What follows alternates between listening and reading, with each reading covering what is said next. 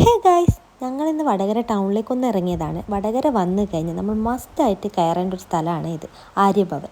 ആര്യഭവൻ എന്ന് പറഞ്ഞാൽ വടകരക്കാർക്ക് അറിയാത്തതായിട്ട് ആരും ഉണ്ടാവില്ല അല്ലേ. പുതിയ സ്റ്റാൻഡിന് അടുത്തായിട്ടാണ് ഈ ഹോട്ടൽ വരുന്നത്. ഞങ്ങൾ എപ്പോൾ വടകര വന്നാലും ആര്യഭവനിലൊന്ന് കയറിയിട്ട് പോകാറുള്ളൂ. കാരണം അടിപൊളി വെറൈറ്റി ദോശകളും വെറൈറ്റി ഐറ്റംസും ഇവിടെ ഉണ്ട്. വെജിറ്റേറിയൻ ഹോട്ടലാണെങ്കിൽ നമുക്ക് എന്തായാലും ഇഷ്ടപ്പെടുന്ന ഐറ്റംസാണ് ഇവിടെ ഉള്ളത്. ഇവിടുത്തെ മസാല ദോശയും ഇവിടുത്തെ ഫ്ലവർ ദോശയും ഒരു രക്ഷയുണ്ടാവില്ല ഗൈസ്. ഞാൻ എപ്പോൾ വന്നാലും ആദ്യം അതുണ്ടോയെന്ന് കേട്ടോ ചോദിക്കുക. എനിക്ക് ഭയങ്കര ഇഷ്ടമാണ് അത്.